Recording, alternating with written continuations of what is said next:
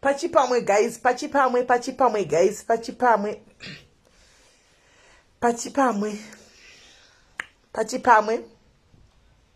Tatiti mbokupai feedback yezvenyaya yemari nekumbotaura nabrand ambassador.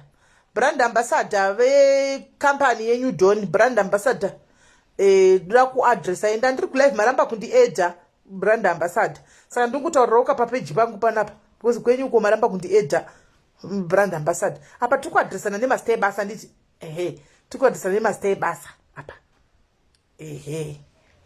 so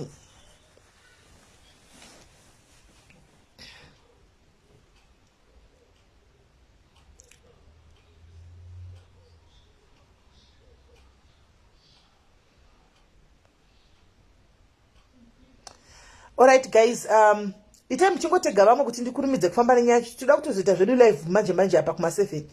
Itai muchitega vamwe. Brand ambassador vekuNew Dawn varamba kundiedha palive yavo, saka enda kuitawo yangu live pano. Animona uko varamba kundiedha, saka ndakuitawo yangu live panapa. Animona vadedzei brand ambassador, vadedzei brand ambassador kuti kwai nasimelinda ipa live maramba kundiedha kwendakuya kuitawo pano yangu live. Ndichati add, ndichati naye add me, ndichati naye vedwe add me. Vangabvume brand ambassador kuda kundiedha kurambira tu. Ndikati no problem, kaitinoita kwedu uko live. Ngongoya uchiti add ndikuedhiwo kuti waramba kundiedha kwako. Ndikuadd. Alright guys, I think ndo time yatanga ningikiri atanga live. I think ndo time yatanga achiora muri kutiko imi. Brand ambassador vadedzei brand ambassador vauye havo brand ambassador vadedzei vauye brand ambassador. Apa tikuadresana nemastay basa apa. Antika tikuadresana nemastay basa. Saka guys zvaitika ndezvekuti ndichipedza kuita live yangu paya I think kuma 1 hour 30 minutes ikokoko. Kuma 1 hour 30 minutes ndabva ndabatwa nababa veNew Dawn. Antika ndabva ndabatwa nababa veNew Dawn zvikanzi ndaisa 9000 muaccount memukomana uya. Ndikati tionei proof of payment. Ndobva vakanda proof of payment kwandiri nekumukomana uya. Saka ndobva taita 3-way call nemukomana uya. Tikati ko mari yapinda kakwaiswa mari haina haisati yareflecta.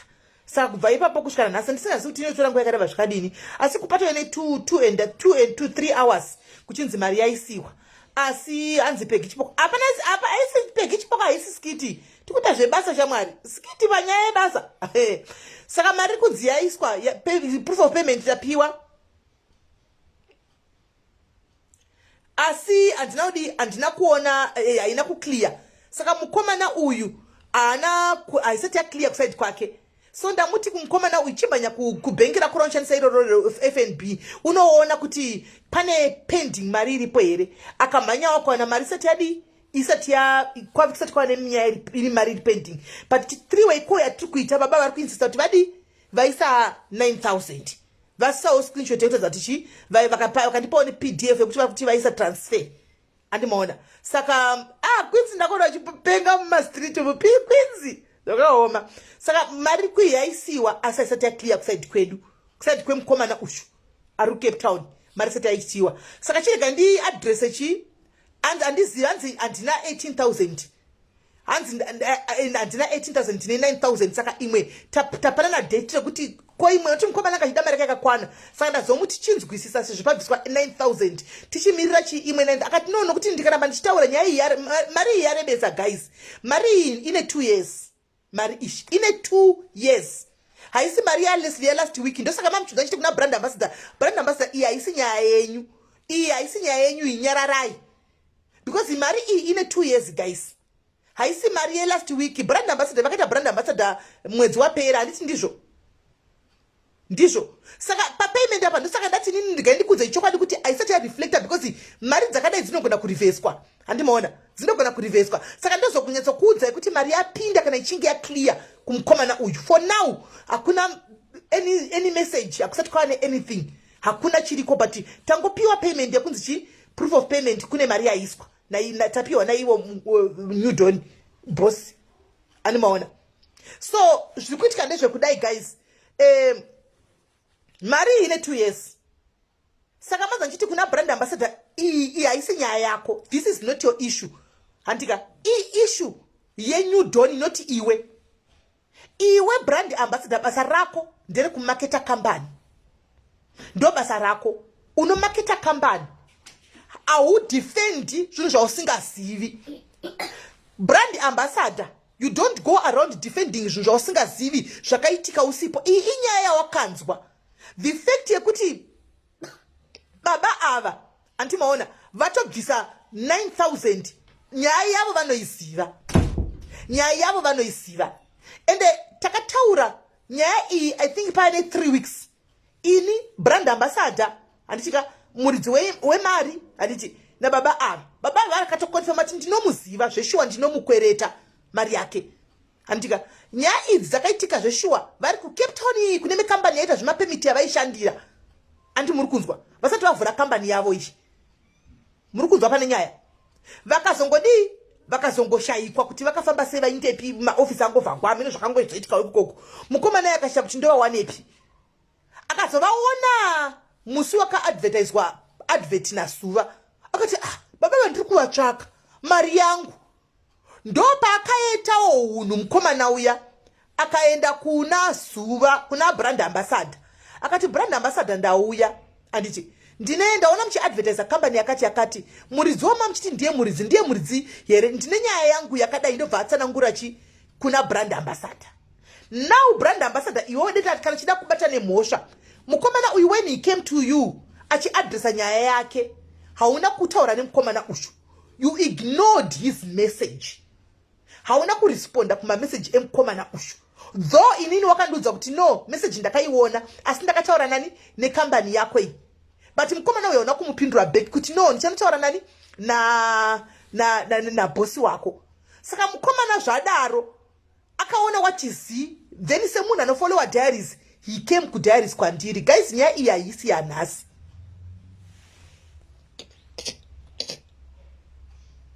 Hanzi na evangelist Love More taruvinga itani subscribe awo ningirikiri channel yangu yavari kuvhura ndofunga igospel channel. Anditi saka mukomana uya aenda kunotaura kuti aona kuti haana kurespondwa, akabva uya kwandiri akati Smeli ndikona muchibatsirawo vanhu.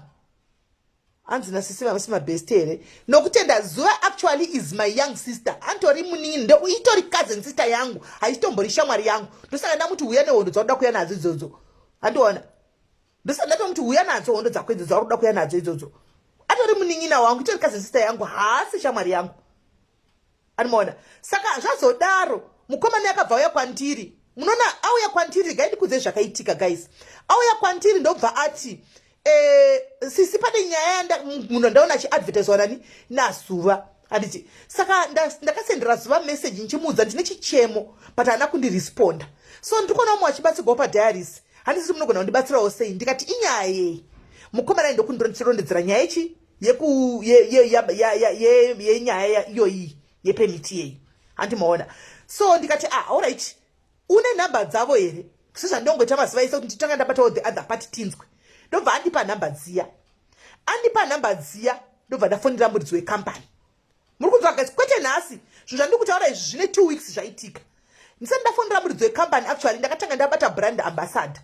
Handiti ndikati ketesika toudza anomirira kambani. Ndikati brand ambassador pane nyaya iri kuitika panapa. Handiona pane munhu auya, pane nyaya yakadai. Akati aiwa nyaya ndakaiona, ndakatovaudza kuti ngavabhadhare mukomana uyu mari yake. Because chikunetsa ndechekuti ona Kameli nyaya iyi yakaitika ndisati ndave brand ambassador. Ndakati aiwa tozviziva tongositawa brand ambassador inyaya yakudhara, but sezvo iwe maybe uchigona kutaura navo 1 to 1 chimbovasvitsa shoko rekuti vabhadhare munhu mari yake. Hanimaona ndopakataura ichiregai chinodi ndinotaura navo. Ndobva Zuva ndakanotaura navo zveshuwa. Andimaona baba vaya ndobva ndazovafonera inini. Ndafonera ndikati anzvadzi vandazviintroducer. Handitika anzvadzi pane munhu. Handika ndakati kwazangati ndinoshati ndokutanga inchi kudii because pane nyaya iri kuitika panapa ene munhu mukuru handika pane nyaya iri kuitika ye2 years back yemukomana anonzi ningi yemari yakadai yakati Cape Town mukazongodisapia mukashayikwa mukainda mukazoonekwa pafacebook apa manje saka mukomana yauya ari kukumbira live mukomana aitoda live because aiti mari yadhabasa nayo ndoda kuti kuitwe live ini guys being a person ndikabva ndati no pane kuti tange nekuti munhu aiswe palive tadi kutimbo takatamunzwa kuti anoti chii ndopa ndakavasanganisa mukomana uya nababa ava veNewton muri kunzwa guys tiri 3 tikaita inonzi chi conference call yedu kuseri baba vakati sorry shamwari ndakazita machallenges ndobva vatsanangura zvavakatsanangurawo hanimona vakataura zvavakataurawo vakati asi mari yako ndichakupa handitika waita hako chi waenda kune vava kuti vanipe mari yangu handivazivi ava ndikati idai munonditsvagawo kufacebook ndoisisimene vata zviro zvintroducer hanimona vatataura nababa vaya zvakanaka hanimona zvapera kudaro andika baba vakataura ichi ndomupa mari yake chichichichi vakanga vakutotaura zvokuti ndoda kuti ini ndite brand basi akati aiwa guys mukona ndati muone kana ndiri biased munzoti ndiri biased tiri kutaura nyaya yemari nababa vakati ndichi tikutsvaga umwe brand ambassador handika saka ndoda kuti uite brand ndikati aiwa hatingatauri nyaya yekuti ndite brand ambassador tisati tapedza kupa uyu mari yake tangai mapa uyu munhu mari yake kana mapedza kumba mari yake indozoita brand ambassador tizotaura zvedu zvebasa izvi kwaiko zvino ndauyawo ndakamira nenyaya asi kana chinyepa baba guys ngavauye vataura kuti pamwe ndikunyepa vari mumucomment section ndikavaudza kuti ini kana mada kushanda neni ndoda kuti ndikudzei chokwadi pakauya munhu achiti ane complain ndinokuchinjirai ndokupisai kana nchinyepa ngavataura ndikunyepa mucomment section ndikati ndinokupisai kana muchitawo zvakanaka ndinokumirirawo ndichita kurumbidza ina handina pandakamira ndakavaudza point blank ndikati inangu handina pandakamira ndiri pakati ndinosevha vanhu free of charge ini kana mada kundihaya mondibhadharawo asi musaisipira kuti chakaipa ndichamira nechakaipa handidaro ndinomira nechokwadi mva vatoseka hanzvadzava zvikanzava zvokudaro here ndikati ndotokudza ichokwadi hanzvadzi ndozvandiri chero mukomana mukamubvunza nendipupurira ndikati ini ndinonga the voice of the voiceless vakauya chiti nyaya yangu ndombokangamo kuti ndiri kuita brand ambassador wenyu ndombotaura nyaya ndomboadresa nyaya yenyu kulive kana yapera nyaya yenyu kulive todzoka ndoita brand ambassador hanimaona vakatofunga toda ndiri kuita majokes angu kasi ndaitorevesa handimaona baba vaye vakati aiwa alright no problem mari yake ndiri kumupa mukomana uyu ndobva vaisa date ndikati kuna hanzvadzi uri kuzvinzwa saka dheti raiswa iwo chimira wakadaro mari yopinda muri kuona saka pakumadhesi apa mari madhesi akaramba achingoiswa mberi madhesi achingoramba achingodi mukomana achingosisimeni ndinogona kana ndikati ndikande mashatsika ndinawo ese handimaona ndichingoti mira ndovabvunzawo ini kwanzvadzi yaufa makamuti mwana uya yanhasi kunzi ndondiwanda zvodede nyaya dzaingowanda kusvikira mukomana ati sisimenika zvamuri kuita izvi ndozviziva takabva kare na mudhara wangu uyu achingondidai kuzosvika adisapii hakuna mari yandinopiwa ida kuda ngoti zvinhu zvidi zvingonzi bvu pachena vakuitira vamwe vanhu mangwana asadi vasawirewo munyaya dzakadai hani muri kuona zuro ndobva ndisira I think 3 days back ndobva ndataura anditi mukosisi haufa mukomana uya ndobva ndati nahanzvadziya ko haufa venhingirikira vekambani vakabva vanditi aiwa nditi mari ndiri kubva kupi ndozodini ndikati inini this is the last time I'm going to ask you ndotora nemachats I'm going to ask you about this money. This is the last time. I'll never ask you about this money again. Muri ndobva ndanyarara zuro maneru ndopakabva pauya mukomana uya ndobva ati sisi kwa mari yangu aufa ndikati ini baba vaye ndakavabvunza ndofana mufodza machesa rakataura baba ngati ndakauza kuti handichabvunze mari yavo zvikanzi ndoda kupinda life. Muri kuona ndikati woda pinda zvikanzi ndoda kupinda life ngavachona vachi ndakutochinda life pachandoziva nemukomana ndiye ari kudaro zvichavhura zvakawanda ende mukomana kungainyumwa gaizika vaita vabhadhara 9000 zviri kuwhatsapp kwangu kauku zviri kuinbox kauku vavhura pandora's box voga anzvadza vekambani ndikati shuwa zvikanzi ndingaiitwe ina handina basa nemari pachandoziva muchaona dzinobuda kubva pandapedza kuita live guys mafoni hana kumira kuringa whatsapp yangu ine mutirimirano ngakamira live ya7 handi muri kuona sezvinewo ndavaudza ngati mavhura pandora's box moga hanzvadzi nemakapa munhu mari yake onai vanhu vakawanda vakuchibuda vanga chikuchagai chionai vanhu vakuchibuda vanga chikuchagai anti mazviona ndokati ndaisa mari yake ndamupa mari yake ndikati kana mapari yake bo handika to kana ya clear ini ndichandodzokera ndodza vanhu back chokwadi kuti kune mari yaiswa but isati ya clear chandingokudzai kuti kune mari yaiswa pariseredi yaclear kana yaclear ndozoudza vanhu kuti mari yakadi yakaclear ende futi atingavhaririwo mukomana uyu panze dei mukomana uyu anga asina kuuya handiti kwatiti kaitaurawo nyaya yanga isingabudi pachena hanimona mukomana yaingofawo yakaloda anti mazviona yaingofawo yakaloda saka ndo zvapazoiswa mari iyapa saka brand ambassador chandoda kuadresa right now ka dzekumba tozotaura kuseri tombota zvebasa handiti brand ambassador honai zvinoitika nyaya iyi haisi yenyu imimi chenyu kutsvaga macustomers ekambani yamunomira nayo ishi yamunoshandira muchiadvertise handitika asi isisumsa isi hatishandiri kambani yenyu ishi musaexpecta kuti tikaona chakaipa handitika tobva tanyarira because imi muri kushanda kambani ikoko kubasa kwenyu hakusi kubasa kwangu ini kwangu kubasa uku mukatoonawo chakaipa mune kodzero yekuita zvandaitawo zvekubaya live button motaura kuti aiwa munhu wenyu zvakati zvakati square ndo inonzi fei iyoyo andimona ndo inonzi fei iyoyo 2 brand ambassador mataura nandakati releve yenyu iya yamaramba kundiedha mati mimi makaudza vanhu kuti kana ningaita problem ngauya aone inini ndigonogadzisa this guy came to you akakuudzai kuti ndine problem yakati you did not attend to this guy saka ndizivi kuti vanhu vamuri kuti ngavauye muadrese ndevapi because for starters mukomana yakatouya kwamuri hamuna kukwanisa kumuadresa imimi hamuna kumuadresa ndochekutanga ndoziva kuti makangwara chaizvo mainini muri munhu akadzidza zvokuti dhu muri munhu akati ngware asi nhasi mabhaiza pane iyi nyaya ya muri inspiration yangu zvisingaiti mainini asi nhasi apa mabhaiza iyi ndakuudza ibva pakutanga ndisaka maona pasina zita renyu ranga rapinda haisi nyaya yenyu this was not your issue iyi inyaya yedu isu imi hamuneine mutomira uko because mamusati matomboappointwa brand ambassador by then saka mukati ndatora zambia ndikava ndikawaridza musoro pemusika wenyuka muri kukanganisa kutaura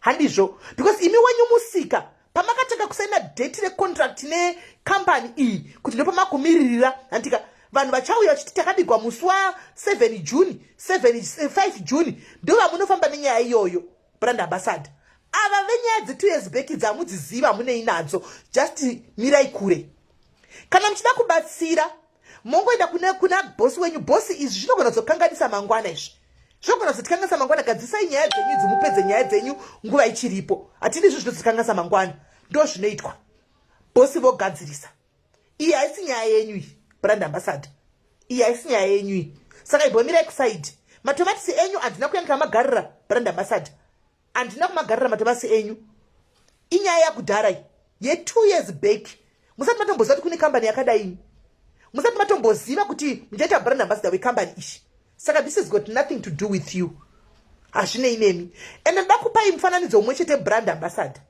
muri kuona coca-cola ikandikupe mufananidzo wakapusa coca-cola inogadzira madrinks yayo ine mabrand ambassadors ayo ainawo handisati ndamboona brand ambassador wekoko hazvino kuti mumakoko aya yatinotenga aya hamuwanikiwo kana vhudzi kana kunogona kuona kana kondomu chairo ririmo but handisati ndamboona brand ambassador achibaya live button kuti achinda kunodefenda coca-cola kuti mawanikwa kondomu saka ndiri kudefenda coca-cola company nokuti mawanikwa mine kondomu ranga riri mukoko no asana mbona mabrand ambassador ekuma coca-cola achidaro vanomaketa brand rekoko iye zvino wakauya coca-cola nyuwani ine mabhotoro mamwe anotenga nawo ma2 vanogona kutenga uchidzosera ndo basa ravo rekuvataridza kuti kwauya mabhotoro akadai sezvino coca-cola handimaona saka iriri unokwanisa kutenga ukatenga naro rine deposit worichengeta unogona kuzoritengesa futi mangwana uchishandisa iri 2 lita ndo basa ravo avabai live button kuti ndikudefenda coca-cola kuti mawanikwa muine vhudzi mukoko kana kuti muine kondomu saka ndikudefenda coca-cola no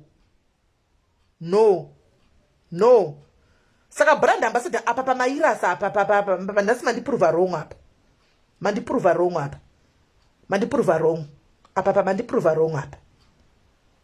mandiprova wrong basa renyu mimi maketai product yenyu don ndo basa renyu mimi zvokudefenda mafalsi ari kuitwa nekambani kwamunenge musiri mukadaro brand ambassador ka because kuchauya 10 pazuva vachikuza muchingodefenda chete muchingodefenda ko mirai pachokwadi brand mirai patruth brand ambassador basa renyu imi mafangu kuafekta nezvani nekuti kwaikouya munhu akazodai imi muri pabasa itai basa renyu rabai makadaro muchienda mberi nebasa renyu. Makomplaints akauya kwatiri isusu tongotofamba nawo. Anditika saka ndati tiningire tiudzane papa brand ambassador kuti matirasi kei mainini tositaura hedu kusei sevana vamunhu asi iko zvine zvebasa kaizvi matirasi kei apa matirasi kei musadhifende zvinhu zvakaitika musipo musadhifende zvinhu zvamusiri kuziva.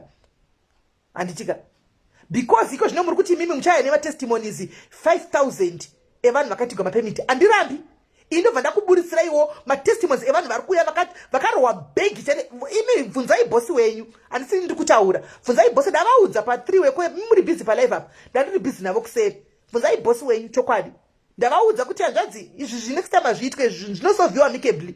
Honai bhokisi ramavhura uko remaskeleton akare vanhu vakachikutsvagai honai mazvisa pamepu mega zvausiri kuziva iwewe brand ambassador. Hausitombozviziva iwewe brand ambassador but ivo vari kuzviziva. Tatiri pa3 weko tatiri pa4 weko actually vari kuzviziva. Neumwe munin'ina wedu uya ngakudze anga aripo pa4 weko.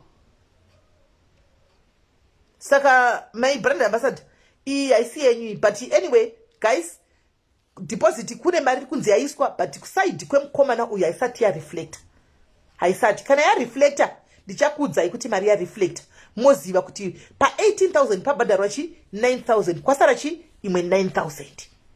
Transparency handiti ndozvingoripo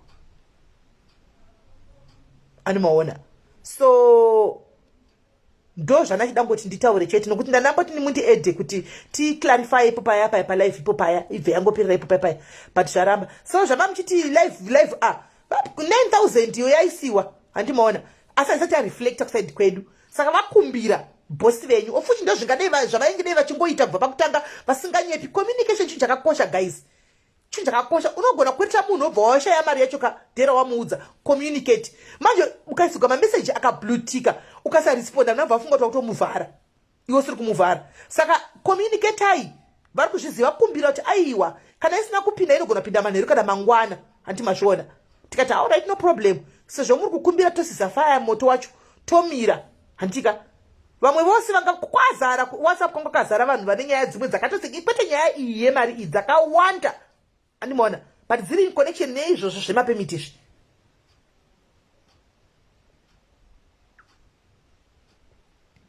No, we tried to add kuningirikiri ku 4-way call kwatanga tiri but anga ari pa live. Saka yanga ichiramba ndopa anga achidropa kana manzwa munhu anga achiti tausaramba usanifonere tawanga achitira kumuedha pa 4-way call yatanga tiri tawanga achinzi usandifonere tati tori pa way for call chimuti muedhe. Saka yanga achidropa makozani emunhu anga achimuedha andi muri kuona tachitira kumuedha pa 4-way call kuti avepo. Saka balance yanzi chauya kupera kwemwedzi kana iyi yapinda. Ewa live yedu yanasi iri kwemazuva esete ndaitobaiwa yekuzvifarira ka iripo handizivi ndigaitione actually gaitimirira ndazvitaurawo but regaitimbomira tonoti zvichafamba sei kuti chaclear here mari regaitione. Chinoitika ndechekuti onaika zvinoitika ndezvekudai so guys zvinonaka ka tichiona sekuti umwe munhu akarumarika rova hana basa chimirai musi waunotorerwa keshi iwewe kana kuti musi unouya hama yako ichikuchemera kuti ndavharwa mari ndakavharwa mari naningi akatiza ndopamunozoona kurwadza kwazvo. Ngatingotrai kuva fair guys, let's try to be fair guys. Ndakubvunzai padaya palive kuti kana ndiri wrong ndiudzei kuti ndiri wrong pano anditika not because I was saying I was right no ndatoti ndobvunza madiaries anondudza chokwadi. Kana ndiri wrong achanza kuti Simeli you are wrong then I'll stop everything. Ndatoenda kubvunza kuti guys I want to tell me the truth because tiri vanhu ndogona kufunga kuti ndikuita zvinhu zvakanaka ka ndichitokanganisa andimaona. Ndosaka ndakubvunzai kuti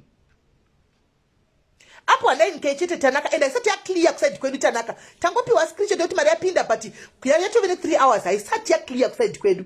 Saka tisi kuziva takangomirira kuti mari yacho clear hakuna chinhu kunoko kuside kwake mukomana hakuna chinhu chapinda so far. Tangonzi ndatumira tikati kwa inotora 2 days here zvikanzi inogona kupinda kana mangwana. Saka tizivi tangomirira there are many, yes, but avasati vauya vakazvimiririra tachimbodzirane uyu yanga yakazvimiririra anomaona. Saka guys ini ndikauyawo kana ndiri confused papa yanditika ndikauya nenyaya yakati guys ndiri wrong here. Kana ndiri wrong ibva mangondiudza kuti simeli apa you are wrong, drop it. Ndiri munhu wenyama anomaona, ndiri munhu wenyama. Just tell me kuti no apa pamukurasika you are wrong, drop this one and I will drop it. Ndosaka ndabaya live but ndakati guys ndiri wrong here panyaya ishi. Kana ndiri wrong ibva mandiudza ndibvendesane nenyaya yacho mukati aiwa musi wrong. Saka mari yemuSouth Africa guys mukangoziva mari muSouth Africa munozviziva. Vanhu vari muSouth Africa munomuka munozviziva. Nyaya dzemari dzemunomu dzinorwadza guys. Mari dzemunomu dzinorwadza nedzekungwafa ngwafa.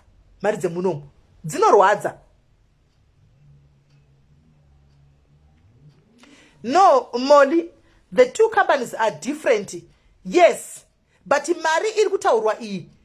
Anditika mari iyi haina kupiwa company yakasara. Yakapiwa new boss, new company yoyi. Handikuona ndo vakanovhura ka new company ndo vakapiwa kamari. Anditi asi vanga chikuchandira imwe company by then time yachona. Uri kuona? Saka ndisaka tisutaura nezveimwe company. Vaishandira company iyoyo. But mari yakapiwa vavhura company yezvino. Uri kuona pane nyaya yacho? Uri kuona pane nyaya yacho? Saka tamirira kuti tione kuti bhengi richaclear here, but kune mari iri kunzi yaiswa haisati yadi yareflecta kusaidi kwake mukomana ushu. Antimaona asati yareflecta. Yatombonetsa madhumbe yoyo because tazoita 4 week yandiri kutaura iyi. Mukomana yakuchingwa kuti ndakati mundisire instant payment mazisa ise, but anyway ndazongomuti hanzvadzi keep calm, chidzika mai, timirire mangwana anosvika kuti mari inopinda here. Mari kurwadza guys. Ndozoshamsika ngo tichituka vanhu vari ku UK kuti anzeye munosuka machembere. Vari ku SA kwacho mari iyi munoiziva imi. Inorwadza munozviziva kuti chamuka inyama ukanzi uya ubhiride unobhirida. Ndisa wachinzi maZimbabweans jack of all trade. Vakanzi uya kukwesha toilet unokwesha toilet. Ukanzi uya undikurire bhutsu unokurira munhu bhutsu because chauri kuda imari. Chauri kuda imari. Saka mari dzinogwadza guys. Ngatitry kungove fair to each other. Handiti kana waona kuti wakundikana kupa munhu mari date wakanga wamuudza communicate nemunhu anonzwisisa. Shanda chiti ndopa mari yako nhasi but ndaishaya. Ndichakutsvagira mari yako. Wautsvagawo mari yemunhu womupa. Guys ndikakweretawo munhu ndikasabhadhara inini ka chokwadika. Tanaka. Ndati nini ka kuvanhu vakazara muWhatsApp mangu mune nyaya yenhingirikiri yenyaya idzi dzemari idzodzi kusemukambani ka. Ngatingotry kuva fair guys. Ndikangokwetera munhu ndikasambhadhara ka guys. Munongoona nchiti go live elsewhere. Mune kodzero kwenda kunotuka futiko kunotsiura kuti but simeli why. Andimaona. Yes, Molly, yes. Yakapiwa to an individual. Not ku company yakare iyo. Ndosaka tisina kutaura nezve company yakare. So this individual akapiwa mari. Anitika akazonovhura iyi new company yavepo yauri kuona iyi. Anditoona. Exactly, it's 60 rand chanaka. It's only 60 rand. It's 60 rand but asati yaita. So icha hanzi chapinda saka let's wait and see kuti chapinda lesa guys. Zvana idango ndikupewo feedback kuti chi mari yanzi yaiswa proof of payment tatumigwa but mari asati clear kuside uku. Anmona asati clear kuside uku mukomana usaka takamirira. Kana ya clear ewa just tell you kuti guys mari yazo clear but still kune outstanding iriko yeimwe 9000. Yanzi chabhadharwa by mswapeta hanzi inenge yadi yabhadharwa. Anmona saka ndo zvakandangoti ndikuudzei nekuadressa chi brand ambassador kuti brand ambassador vazive kuti aiwa basa ra brand ambassador nderei. Basa ra brand ambassador kuti muzive kuti nderechi harisina kubaya ma live button muchingoti isu tikauya tikati zvakadai momanya defender company aiwa because kuchauya vanhu 5 pazuva memuchingobaya ma live button vachichema memuchingobaya. Basa ra brand ambassador ndekutengesa product. Tengesa product ye company antika nekuluwa vanhu antika muchine kutengesa product imimi nekurepresenta kuve the face of the company ndo basa renyu. Amurepresent zvibhakera zvecompany zvamusingazivi kuti zvakatangira papi mamusipo panguva yacho. Kuzvibhakera kusikwenyu ikoko brand ambassador. Ndekwedu isusu tisiri mabrand ambassador ecompany yacho iyoyo. Zvakafanana nokuti right now ndipe example yekuti munhu ouya achiti mukoma moboys zvikadai handiti vanoenda nezvituna ini ndotobaya live but ndototaka kudefenda mukoma moboys. Come on guys, kana ndimiwo ndotaka kuti unonyepa iwo hazvitomboiti mira ndikudze ndopotestimony hazvino kuti enda kune matestimony anu akainzigwa zvituna zvino kuti one day havaflopi, vanogona kuflopa. Hanimona vanogona kuflopa. Saka brand ambassador mbodzika mai mainini zuva mbodzika mai apa pasipenya apa.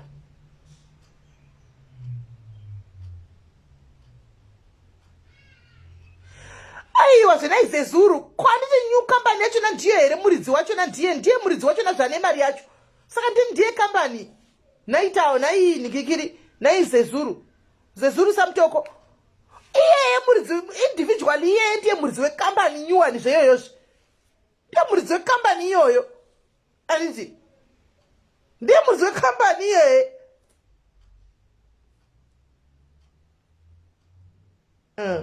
So guys ndozvalandangoti ndiye kuzodi ndizotaura anyway. So mari yavapiwa ndoza totofarawo navo kana yazopinda handitika kana mari yazopinda tozofarawo nehanzvadzi at least aiwana 9,000 unoita woitawo zvimwe zvinhu ne9,000 iyoyo handimaona imari yakawanda chaizvo imari aiwa nhasi kwinzi ari pahasha chaidzo aiwa kwinzi zvakwana handimaona. So yeah guys tobatana zvedu kulive yedu yemafaro kumatime handika tobatana palive yemafaro kumatime handiti pamberi nekutsiurana ngapasi nekutukana.